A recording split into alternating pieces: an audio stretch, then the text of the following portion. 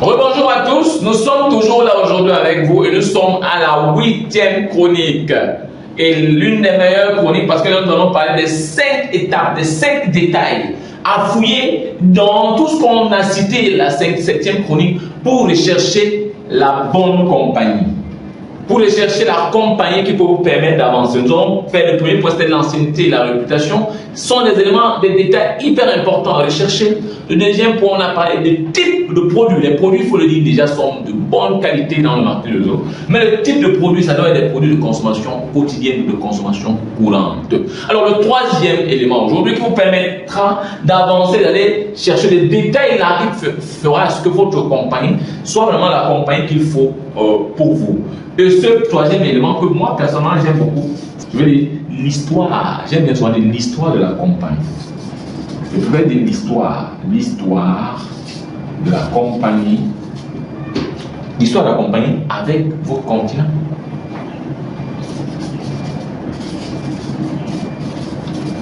J'aime bien ce point. Pourquoi? L'histoire de la compagnie dans votre compagnie est hyper importante.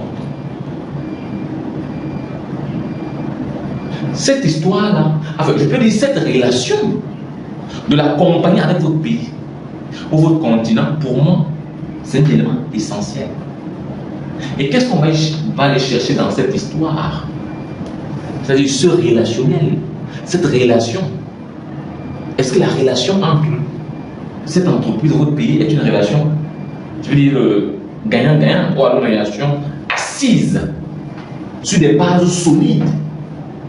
Il est hyper important de voir ça, parce qu'on a eu beaucoup de cas comme ça qui nous ont échappé.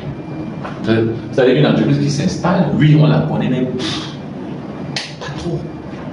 Parce qu'elle essaie de jongler. Et vous savez qu'elle jongle, elle jongle tout et tout. Ça, c'est un de deux. La compagnie vient, elle loue quelques bureaux quelque part là, petit immeuble, on jongle et puis un matin, elle peut s'envoler. Ça, je comprends.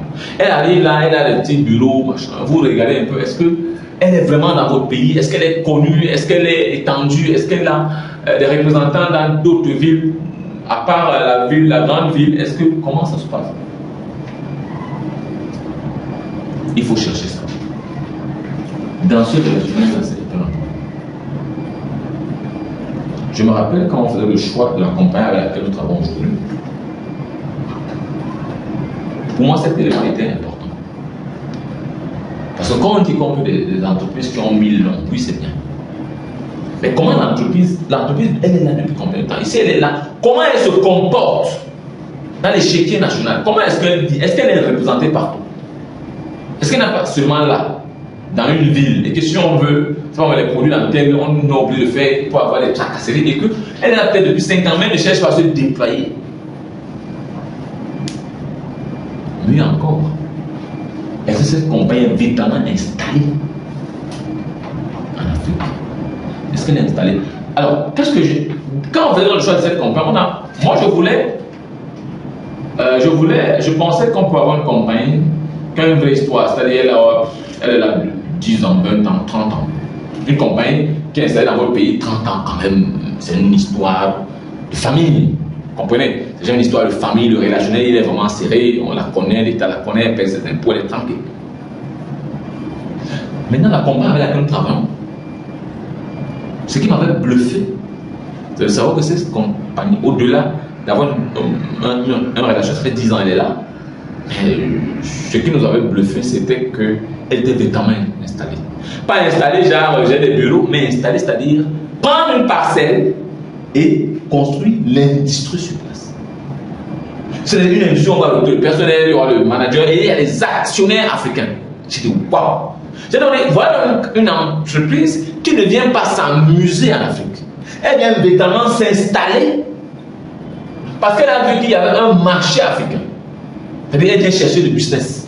Elle a compris avec du business.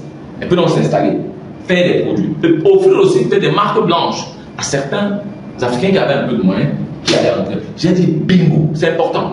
Alors je sais que tout le monde n'aura pas une compagnie qui est installée, mais je peux vous dire que l'idéal c'est l'arrivée à ce niveau. Si elle n'est pas installée, mais au moins qu'elle ait au moins un bon relationnel avec l'Afrique. C'est important. C'est très important. Parce que plus elle a mis long, plus vous êtes même vous embarquez. Pourquoi c'est très important? Parce que il y a des chroniques qu'on va voir à la suite. Il y a des choses que je ne peux pas totalement dévoiler. En plus de ça, nous avons un coaching personnalisé qu'on fait. On entre un peu plus dans les profondeurs. Ce qu'on vous offre gratuitement, mais il y a des profondeurs, on peut entrer dans les profondeurs pour vous donner un peu plus. Donc il y a des éléments qu'on va vous apporter un peu pourquoi, justifier encore le pourquoi du comment.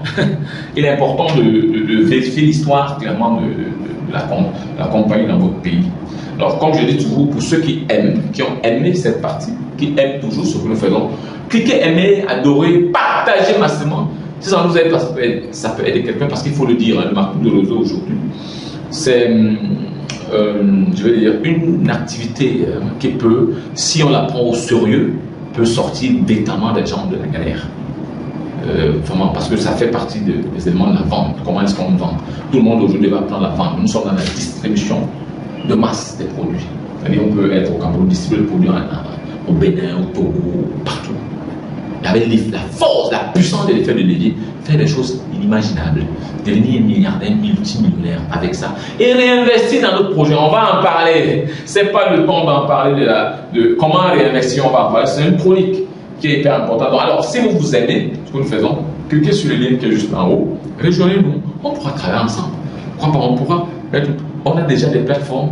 On a déjà des plateformes d'accompagnement. On travaille beaucoup plus avec le digital. Il y a tout mis à vos dispositions pour décoller. Maintenant, si vous êtes dans une autre compagnie, vous voulez juste avoir un accompagnement, on peut toujours vous aider. On a toujours des plateformes comme ça d'accompagnement où on peut véritablement vous accompagner, vous aider. Alors, nous sommes à la 3e étape de la 8e chronique. Je vous dis à très bientôt. Je suis Patrice Somme, le milliardaire. Je vous aime. Ciao.